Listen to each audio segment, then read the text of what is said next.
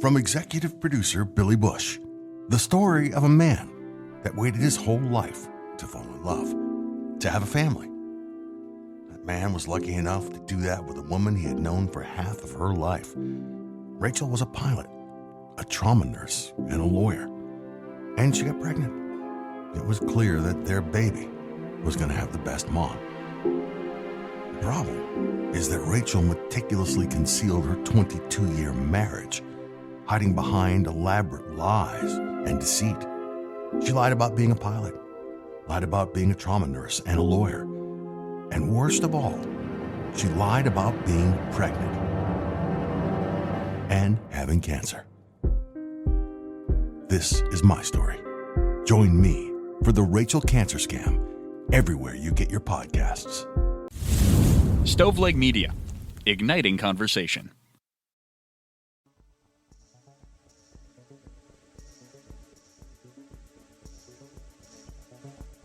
Welcome to True Crime to Go. What can I get for you? Yeah, I want something that sounds like it's probably a Vince Vaughn movie. Actually, I think this one is, so just give me that one. Pull up to the second window and we'll see you next crime.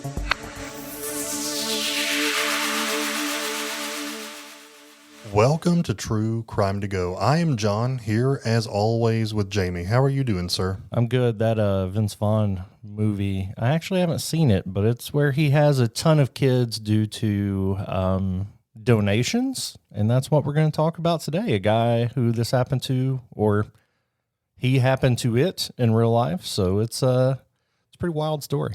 TikTok is an amazing place. I saw this one on TikTok, and I forwarded it to you, or I don't know, what's the word for I talked to you? Is that a thing? I don't, that feels bad, Feels actually. weird. I think that's what happened in the story. A tickety talked to you? I don't know. But I sent it to you, and I was like, we would be remiss if we did not cover that. So, Jamie, why don't you get the ball rolling? Yeah, this story has gotten fairly widely known. There's a Netflix documentary about it called The Man with 1,000 Kids, and it's about the life of Jonathan Jacob, not Jingleheimer Schmidt.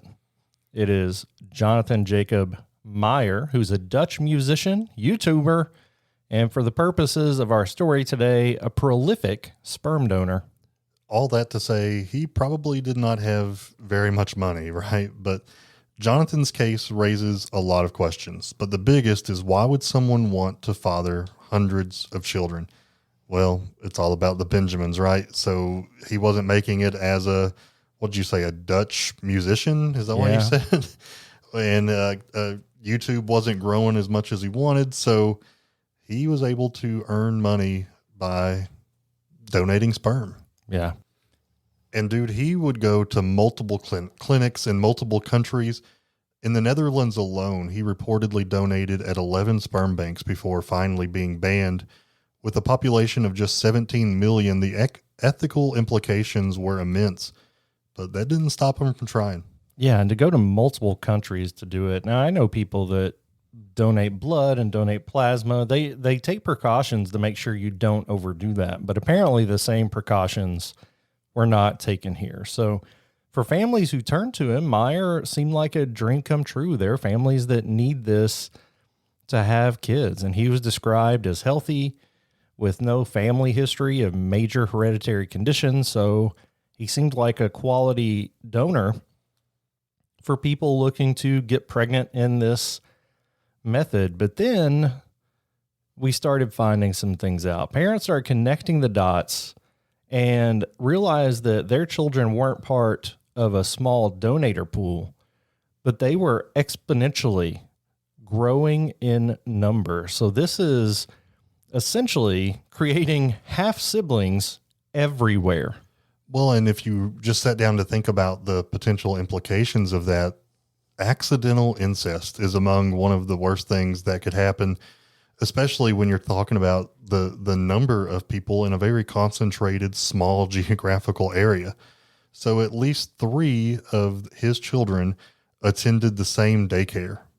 So this phenomenon called genetic sexual attraction, GSA, adds another layer of complexity to the families that are involved. And really had no idea, because a lot of times the donor is going to be anonymous. You're going to get like a profile or whatever. But little bit more about Jonathan. He was a musician, like we said. He had 7 siblings of his own, and he started donating in his early 20s. He claimed to be inspired by a classmate who had struggled with infertility, so he saw this as a way of helping people.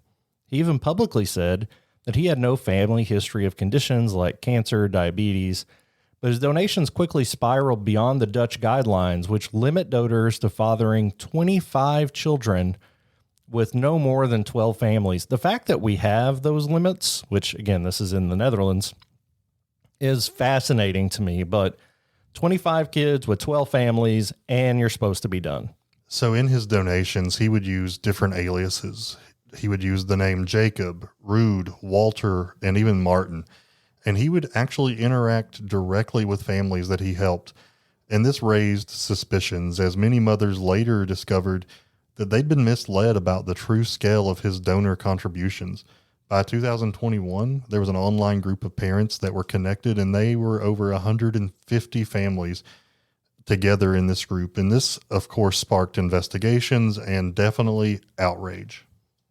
A key figure in this fight against Meyer was Vanessa von Erich, a mother who initially believed she was one of only a handful of people who have been a recipient of his donations.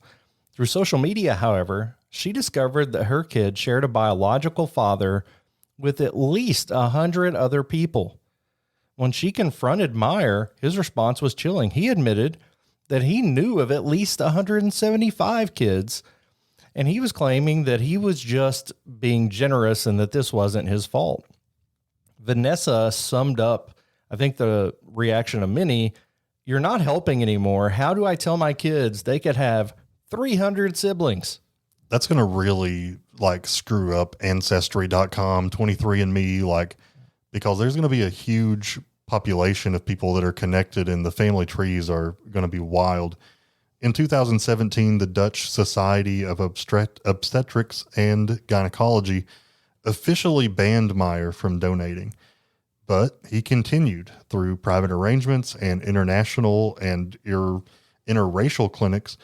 By 2023, the DonorKind Foundation, which is a Dutch organization helping donor-conceived children trace their roots, took legal action. In April of that year, a court ruled against Meyer, imposing a hefty fine of 10 or 100,000 euros for any future donations.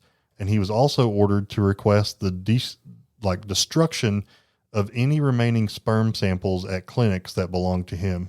So this is called A Man with 1,000 Kids. How many does he actually have?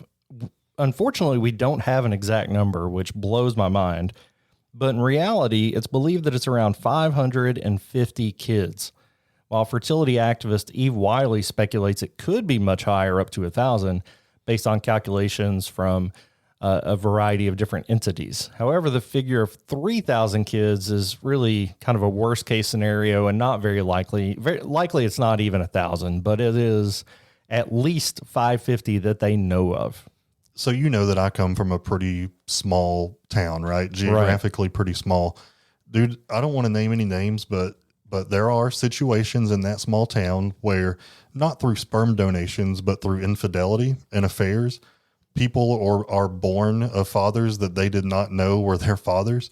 And then when they start dating in middle school and high school, the parents are like, actually, you shouldn't date that person because they're your half sister. So that's in a small town with a very isolated situation or two. This is potential to be a disaster in a few years when accidental incest is a very real possibility. Yeah. And I mean, there are obviously genetic implications to that are less than ideal, I think is an understatement. Meyer's pretty unapologetic about this. He continues to post on YouTube, and he really is not, he continues to say he did it for the right reasons and that he did nothing wrong. Now, there are no legal repercussions as of yet. He's forbidden from doing this anymore. Yeah, so he was fined and they destroyed the samples, but otherwise he's just out there living his life. And of course, people continue to hate on him and he has all the pushback. But overall, he's free, and I don't know what's to stop him going to another country to continue doing this. Yeah, when I sent you this TikTok, I just assumed that this guy was in America doing that. So if he ever wanted to make his way to America, think about the thousands potentially of clinics nationwide, state to state, that he could travel to and make a living. He said that he was making enough money doing this that it supported himself. And there were times where I guess if a clinic was critically low and couldn't supply what they needed, they would do bonuses. And there were times where he was making $1,000 a pop. Wow. So it's insane, right? Yeah. There's a word for that we use in the legal system of paying for a sexual act. It seems expensive. Yeah. I mean, but if you're a mother who's unable to conceive and this is helpful, there's the fine line between helpful and egregious. And he's crossed it. Definitely some ethical implications here, but fascinating story, John. Thanks for sending it to me. Look forward to bringing back another case next week. This has been a crime story in 10 minutes or less. Would you like crime with that?